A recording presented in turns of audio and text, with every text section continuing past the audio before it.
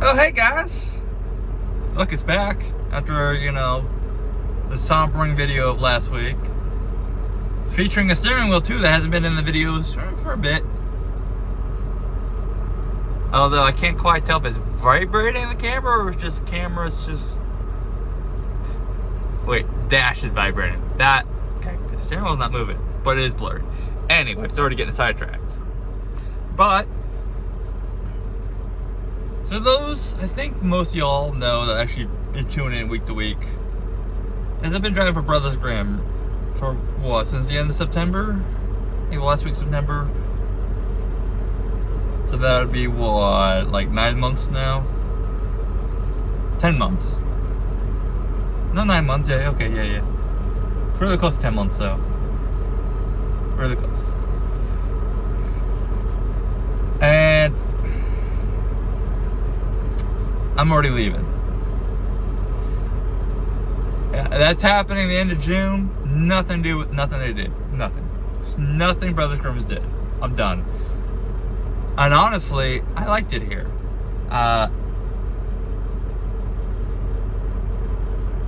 They helped out when they didn't need to. For example, back before I actually got my assigned truck, but another driver broke down before I showed up, and communication was actually passed along, and the driver had two choices of the truck to take temporarily. It was his truck to the shop, and he took mine. And then I was told, oh, he'll be back before you even get there, a day or two. Well, some communication got lost, and he ended up going on a week worth of trips because somebody didn't pass it along where it needed to go. So I got stuck in another truck. They got like 5 mpg no matter what speed you did, because it 379 rears. Do I need to say more? It was a mid-roof too, pulling vans. So they stepped up and said, hey, we're going to treat you like you got 7 mpg. So they paid for $1,000 of the fuel cost pretty much for that week. Pretty much that truck cost like $1 or something, like $1 to $1.10 a mile run. It was expensive. To put that in perspective, like this truck is like, depending on the fuel cost, where I'm at, 60 to 70 cents, maybe 80 at the most, but usually 60 to 70 cents. So just losing like 2 mpg just moves that much of the needle. They didn't have to do that. They did other things too. And I didn't even ask them to. I just said, hey, I've been stuck in this truck for a week, what's going on? And they didn't even know I guess the owner didn't even know I was in the truck. He thought, to be fair, he runs the office stuff more on the back end stuff. He doesn't do any of the work with the drivers more, or like office work. He deals more with customers. But, I talked to him, he's like, you know what, here's what I'm gonna do, and then that's what he did. He didn't have to.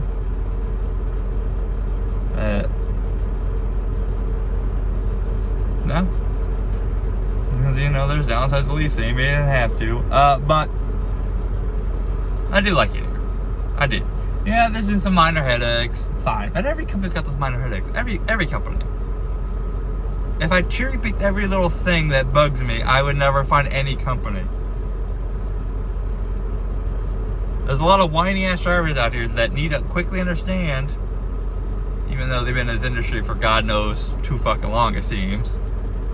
But no company's perfect. Just find things you can work with. That's all it is. Just find the headaches you can work with. I guarantee you, your girlfriend or your fucking wife gives you minor headaches every day. You just gonna divorce her every day or break up with her every day? No, you just kind of learn to live with it. Compromise. No, shocker.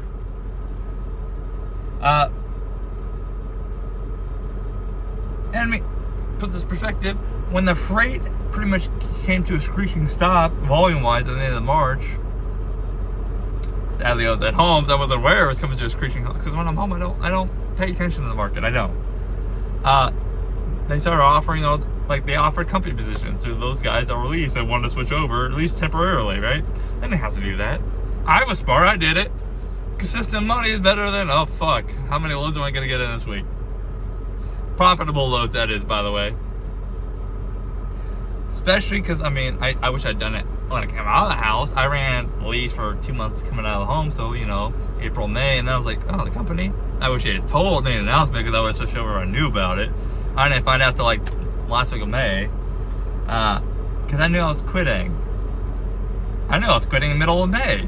I just didn't know where I was gonna go yet. But I was like, I want to have as much consistent money as I can as I go home.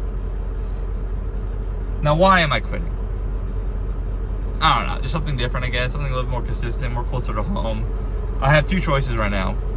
One's not guaranteed, the other one is guaranteed. And they're both opposite in the spectrum. I'm gonna say them both right now, because I mean, this is my second attempt at this video. My first video was like, I'll let you guys guess. Fuck that. Nobody cares. First one's UPS. One job left. Well, technically two, but I'm not moving to a different city in Wyoming. So one job for 4 drivers. However, those 4 drivers, every one of those drivers, or not drivers, 4 people trying to get this spot, they've already offered to me to move to a different town and take that job. No. Somebody's most likely gonna get it. Are gonna take that opportunity to move. Because I guess I talked to the manager, actually. I've been frequent communication with him, along with technically my daily boss, but like this is like the head guy, right? That runs general. He's a general like region manager or whatever, runs all of Wyoming. And I told him, hey, you know, I'm not coming home for like I applied in the middle of May, by the way, to get this perspective. I told him I'm not gonna be home until like the end of June. He was okay with it. Didn't even hold it against me. I was worrying myself like to death over it. I was like, oh fuck, am I gonna like lose this job because I can't get home for a month? So I'm setting myself up to have my bills paid also across the transition time so I get some money flowing. So, you know, I'm not being dumb about this. I don't have to quit this job. Technically, I could just fucking stay here if I really wanted to. But we'll get to that. But he said, no, you're not fine, you're fine, you got plenty of time. But there's one job right now, one job left. We're just started 3. One job, 4 people fighting for it. One of those 4 people is probably going down to a different town because he got a family down there. So it means I have a 33% chance to get this job, pretty much what it means. And he likes all of us, is what he's saying. Like, originally, a couple of weeks ago, this was a 50-50 shot between me and another guy. And then 2 more people applied, and I was like, fuck! My luck. But that's my preferred option. I told him flat out, I was like, hey, you're my preferred choice, but if it doesn't work out for whatever reason, I already have a backup plan. Like, that's just guaranteed. So it's just whoever, if you don't take me, I'll just go on to the next guy. Just downside, it's less of time. So, UPS, let's get the little basics out of the way first. Free benefits, even though it seems like the benefits are more like a PPO plan, so they pay percentage, and you pay a small percentage or whatever flat fee. For those who don't know what PPO is, no deductibles, pretty much. They just split the cost. I don't know all the benefits yet because I don't have the fucking paper in front of me looking at it, and I get messages. It would have been a pay cut. Although contracts is in July, so who knows? They do contracts because it is union benefit. Contract negotiation would have been end of July, and there possibly would have been a base pay boost, pretty big one. But as right now, I would have gone from what I'm making now to $21 an hour my first year. Ouch! But put that in perspective, from my area, that's because I'd be working Monday to Friday, weekends off, but Monday to Friday, overnights, 10 to 14 hours. So 50 to 60 hours pretty much every week. It would have been 60 grand a year pretty much to start. So 12 to 1400 take home. Ouch. But okay. I've lived on that before. Ain't awful. Granted, my bills are a little bit higher now because, like I said, I just bought a brand new truck. I didn't really think this whole through. Like, not to mention the timing. Like, I wouldn't care so much too if I was a company from this coming out of the house from the start. I didn't know what's available. Whatever, I'll just get through it. $21 to start with $1.50 every year raise, you know, till the end of my 4th year. And in the 4th year, I go up to like $42 an hour. So to put that in perspective, I'm trying to remember the math off the top of my head. So it's pretty stable, consistent pay, because it is just straight 52 weeks. You know, I don't have to do okay, let's factor in my off time, when I want to go home for a month, I don't have to figure that in across my pay for my year. So it's just a flat 52 weeks. I was like, okay, so if I make $42 an hour with the overtime included, it's like $115,000 take home after taxes, because the overtime pretty much pay my tax bill. Pretty great. Okay, that's that's $2,000 and $2,000 some change every week I'm taking off.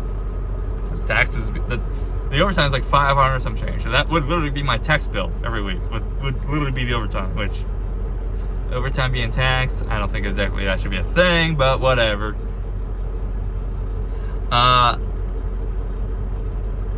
And it's day cabs and it's hourly, so obviously, and as long as I'm outside of town, everything's paid for. Meals, hotel costs, if I break down or or get stranded for weather or whatever, because it is Wyoming. Windy hotel, because it is pups and doubles, so it is pretty much all pups. And I'm not always bringing back a load. Seems like if you literally just moving empty trailers around. Just like there's also be times I would have to help cover another area. Generally, they said on average you expect to be somewhere at least a week to 2 weeks. They would pay, even if I drove my own truck, meaning my pickup, right? 60 cents to get myself there. And then they pay for the hotel. They pay for the meals. So, they pay for literally everything as long as I'm outside of town. Holidays, 10 of them, straight overtime. There is no standard pay on those, just straight overtime. Black Friday is one of their holidays too, which, okay, overtime, that whole shift. Kind of nice. Downside is I had to be outside of my town to get any benefit. Okay, for example, if I get shut down for weather, wind, whatever, break down outside of town, is a minimum they pay me 8 hours. Minimum. Just flat out, they just pay me 8 hours. That only applies though if I'm outside of town. So pretty much, as long as I'm outside of town, I'm getting paid for everything. Cool. Kind of miss that. For those who've been around, I've frequently talked about, I was a medical courier where I worked 30, 35 hours a week on average, and I made $50,000 a year just because it was a car. So 500 miles, piece of cake. No, okay, it wasn't 500, it's 400, but whatever. When you're able to go faster in Wyoming, cool. I love that job. I love it. Now the other one, so for some reason UPS decides to go a different route, fine, right? Part of the reason why I was quitting, because UPS, these jobs in my state, LTO jobs, don't pop up very often. They're pretty rare. They're pretty hard to fucking get. So I was I'm gonna try it. Crete. I'm just gonna go to Crete. I've already approved, already guaranteed this job pretty much. Not quite guaranteed because the drug test and all that, but I don't do that shit. I don't even drink. So I don't do anything. I'd pass, guaranteed pretty much. Nothing on my record. There was a couple things, or minor things, which there were warnings, but they called me. They're like, "Oh, okay, no biggie." So I'm already guaranteed approved. Now, for those who've also been around and who even pay attention to weather, the West got fucking hammered this year with snow. It was my town, 77 inches on average. Yet we got 150 something inches, 170 inches. I think it was 158 inches.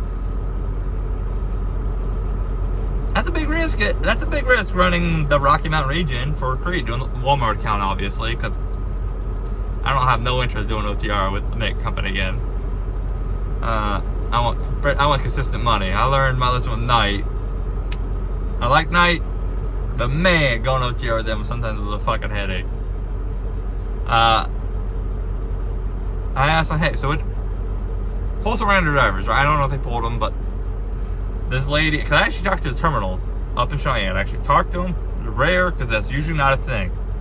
Usually, when you're getting recruited or you put an application, you do not get to directly talk with any terminal.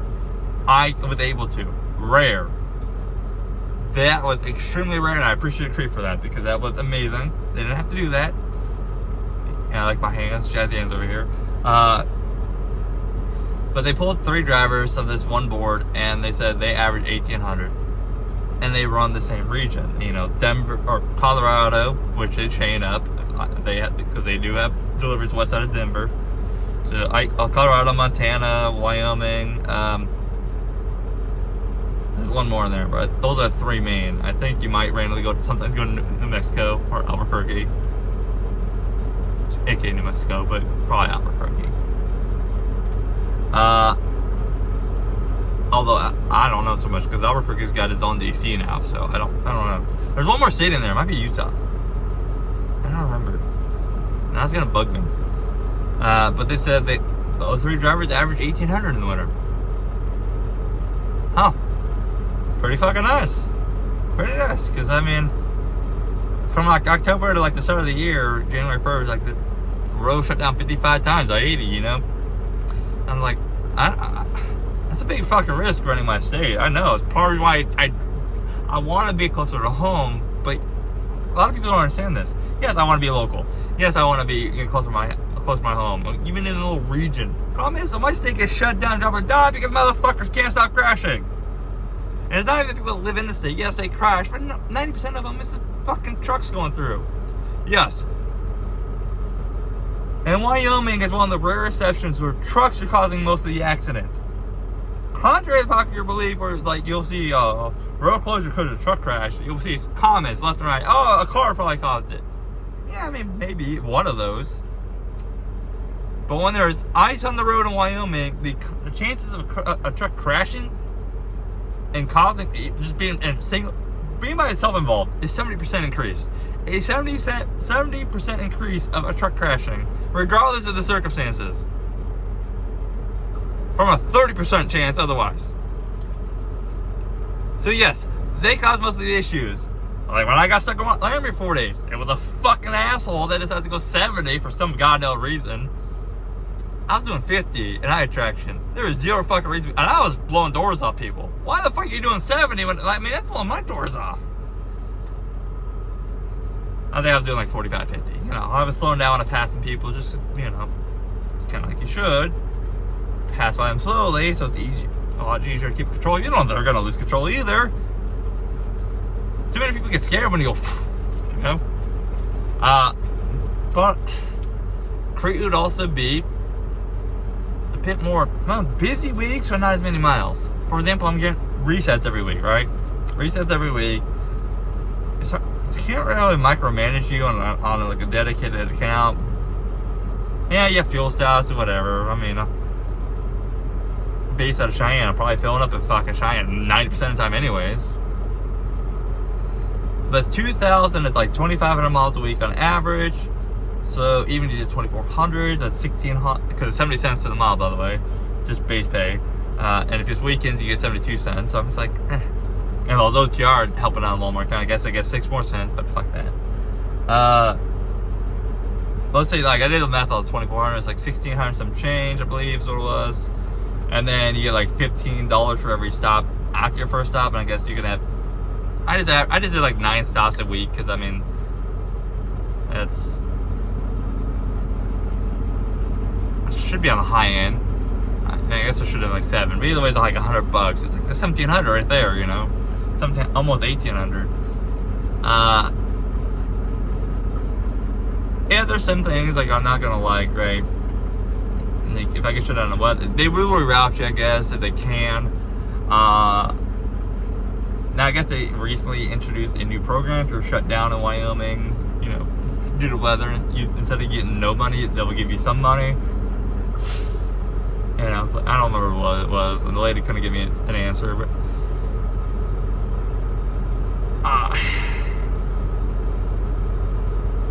to put that in perspective, Crete would be equivalent like $30 an hour. Well, 28, $30 an hour. So that gives you perspective, okay?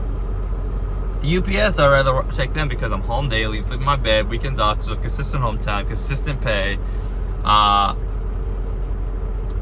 everything I do is paid for. Everything. Even though it would be a pretty big pay cut to start. This is really the first time I'm in, like, I was at JCT for 2 years. With the medical courier, I was with them for 2.5 years. I only quit because I totaled 2 cars in my last year, going into my 3rd year, or halfway through my 3rd year, where I hit wildlife. I said, fuck this, I'm just going to go drive truck. Pretty much what it came down to. I love that job. I don't really job hop. If I'm job hopping, it generally means eventually the headaches are becoming they're not as minor, or there's not enough benefit for me to just fucking deal with them. I can put up a lot of bullshit for $42 an hour. Just saying. like just fucking saying. Because I mean, plus, that's like $66 an hour for like pretty much 10 to 15 hours a week. Also, so I can put up a lot of shit for that. Plus, I'm home daily, so I'm not even stuck at work all fucking time. Like here, if like this bullshit's happening, I can't just fuck around and escape to my house. I'm like, I just gotta fucking live with it. Now I can always come back to Brothers Grimm later, anyways. I don't know. Like, buying my own truck now is just kind of like hiatus. But between the market, this is part of the reason why I'm kind of like debating what I want to do now. Is because this is like the 2nd time. I joined trucking when COVID was first hitting. So within like my first 3 months, I sat for like 2 weeks and got 2 loads. And now here we are, the fucking market, I mean, is like awful. Yeah, produce season technically is usually the Lord and Savior of the trucking market. It's not. It's not. I do kind of keep an eye on things when I'm out here on the road, and it's yeah, I can get good lows, sure, but not like you usually could.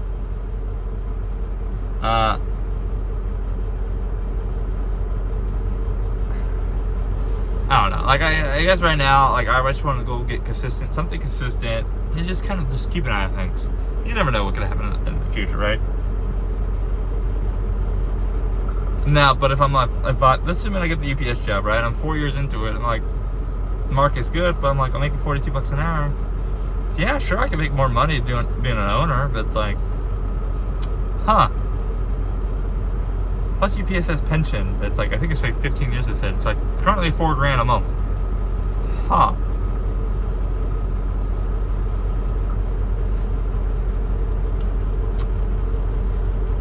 Union has other benefits too.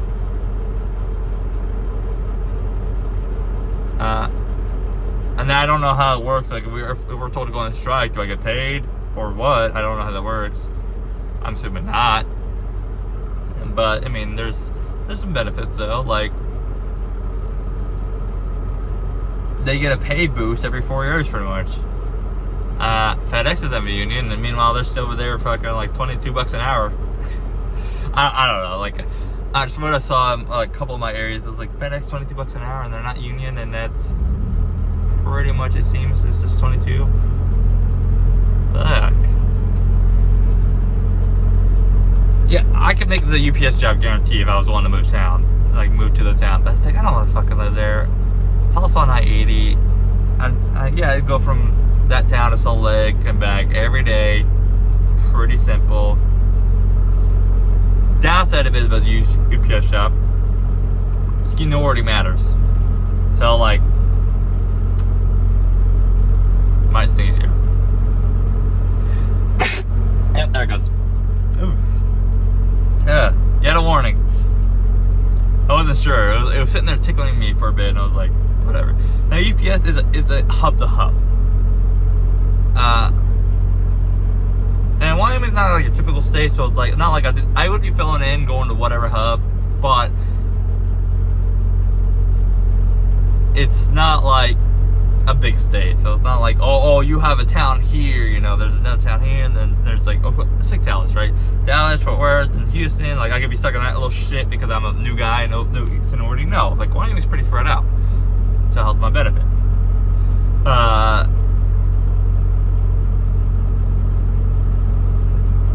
That does help.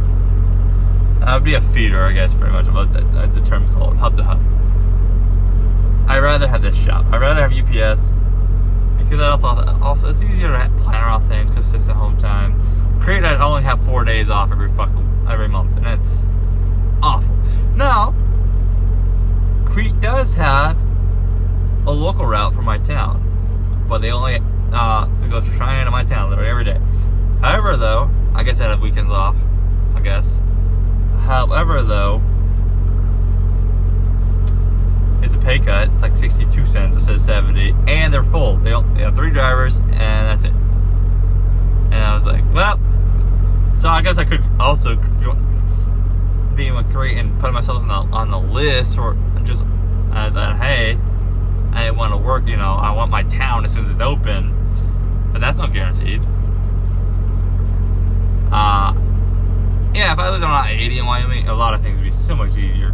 So much easier. Hell, I could even go work at the fucking Walmart DC making like, what was it, like $32 an hour or whatever. I forgot what they said. I think it was like 28 to start or $32 to start. Something absurd. And you know those fucking DCs, man, if they get a worker that's willing to work, you're gonna get overtime. But anyways, what do you guys think? Am I being stupid? Probably. I'm stupid, right? But anyways, you guys stay safe out there. Catch you next time. Bye!